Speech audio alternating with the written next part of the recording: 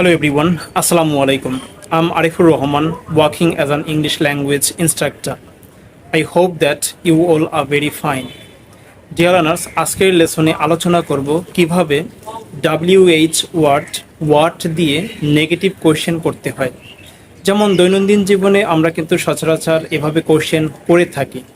যেমন তুমি কি শিখো না, তাহারা কি খায় না, তুমি কি দেখো না।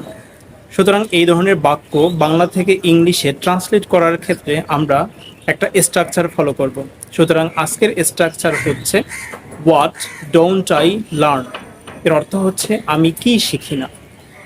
সেন্টেন্সের শুরুতে আমরা অ্যাজ ইউজুয়াল WH হোয়াট ব্যবহার করব, তারপরে একটা অক্সিলিয়ারি ভার্ব ব্যবহার করব এবং সেটা অবশ্যই নেগেটিভ হতে হবে, যেহেতু আমরা কোশ্চেনটা নেগেটিভে করতে চাচ্ছি। তারপরে আমরা একটা সাবজেক্ট ব্যবহার করব, তারপরে মেইন ভার্ব ব্যবহার করব। কিন্তু এই ধরনের সেন্টেন্সে আমরা অবজেক্ট ব্যবহার করব না, কারণ অবজেক্টটাকে জানার জন্যই কিংবা কোনো তথ্য জানার জন্যই মূলত আমরা হোয়াট দিয়ে কোশ্চেনটা করে থাকি। ওকে, এক্ষেত্রে আমি আরও কিছু এক্সাম্পল সেন্টেন্স ব্যবহার করছি কিভাবে এই স্ট্রাকচার দিয়ে একাধিক সেন্টেন্স তৈরি করতে হবে।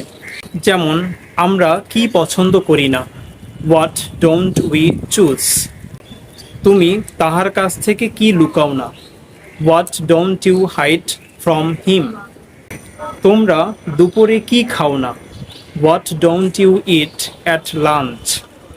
সে তোমার কাছ থেকে কি আশা করে না, what doesn't he hope from you.